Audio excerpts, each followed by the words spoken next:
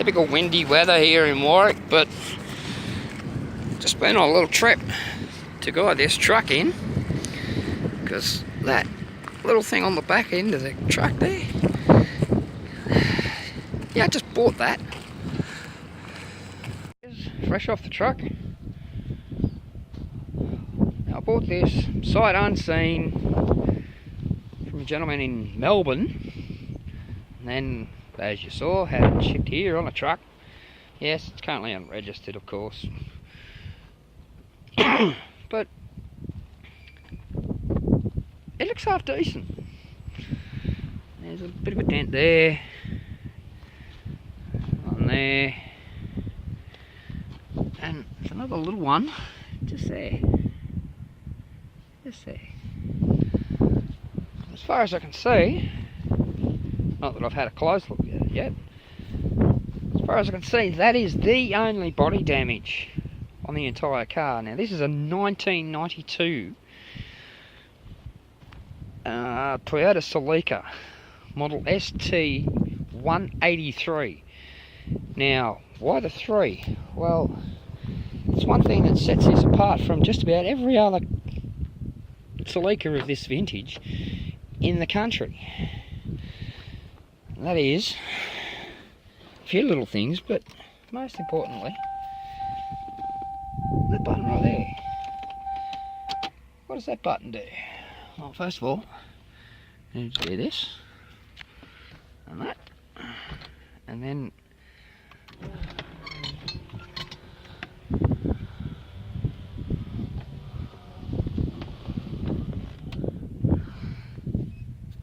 now that's cool.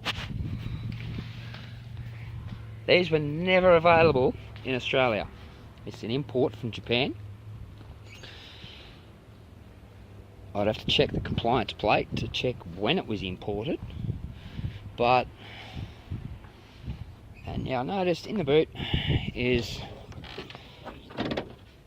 the roof cover. It's attached when the roof is, well, down. So that's cool. And again, pretty neat. What's it like under the bonnet?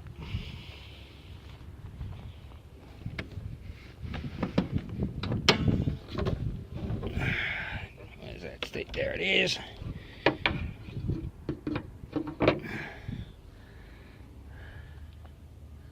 Looks pretty clean. Pretty neat. Considering, as I said, it's a 1992 model. And it's got, what was it?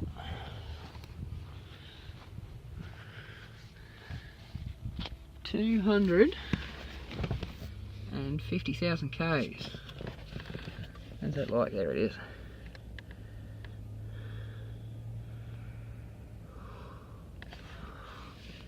Where is it? There it is. 250,000 Ks.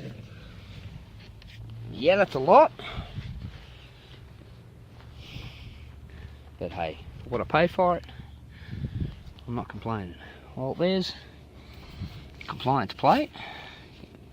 It's complianced in 2000.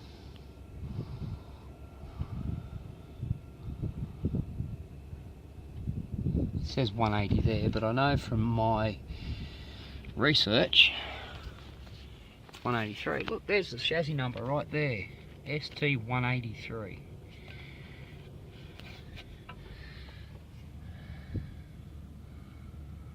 Says it again there on the factory plate. Well, now I get to start playing with this and fix any of possible issues it may have. Not that I think it has any, but yeah, you never know.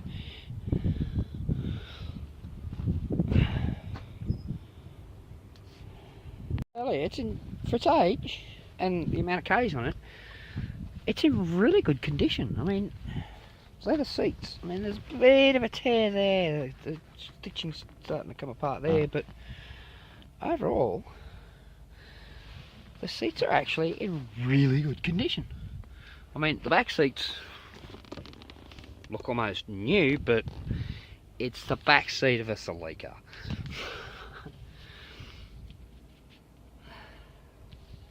Looks really clean, really neat.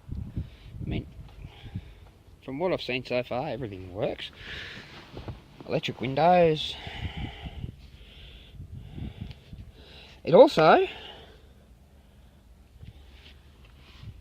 it's four-wheel steer, which is cool.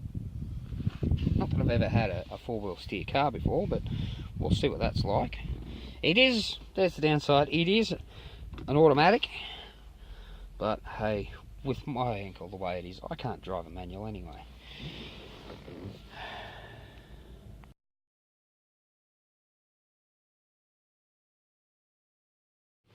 So once again, Japanese import. The number plate holder is, well, not the right size or shape. You've got this big gap across the top, and the plates overhang on the sides. So, of course, I went ahead and made another bracket. Now, this is not as elaborate as the one on the Celsior, but it's going to do the job. You notice there's two different holes there. That's for different heights, because at the moment, you can't get it from that angle. The number plate hangs down below this rearward sweep in the bumper. Raising it up makes it level, but I do intend eventually to have slimline plates on this, which means I'll have to bring it back down, because up the top it sits above the sweep in the top of the bumper. That's all yada yada yada. So basically all I'm doing today is fitting this new bracket.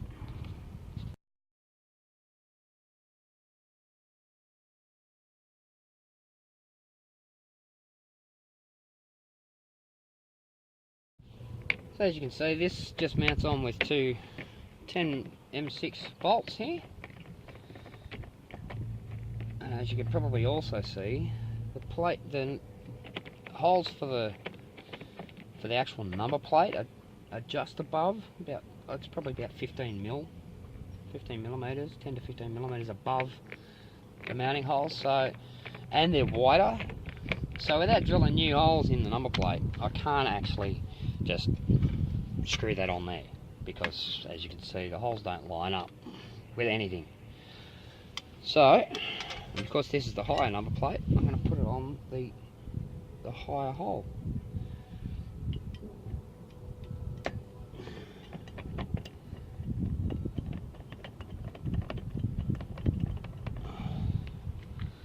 One bolt there, one bolt in there.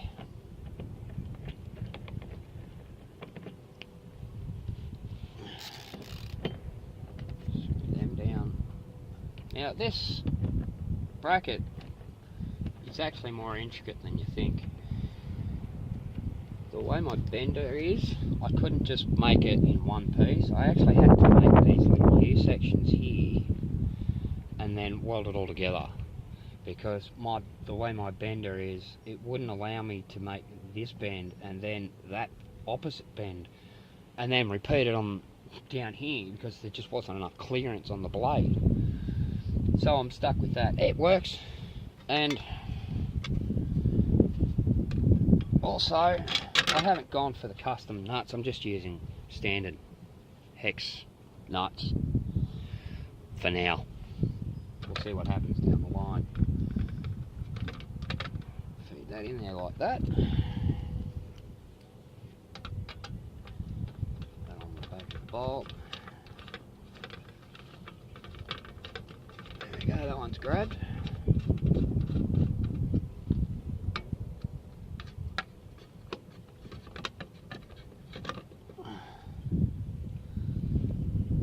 Same on this side.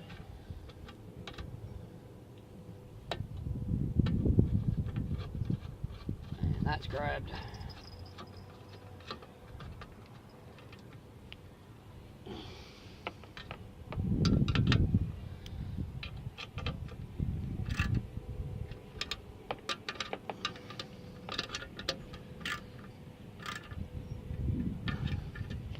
there we go. As you can see,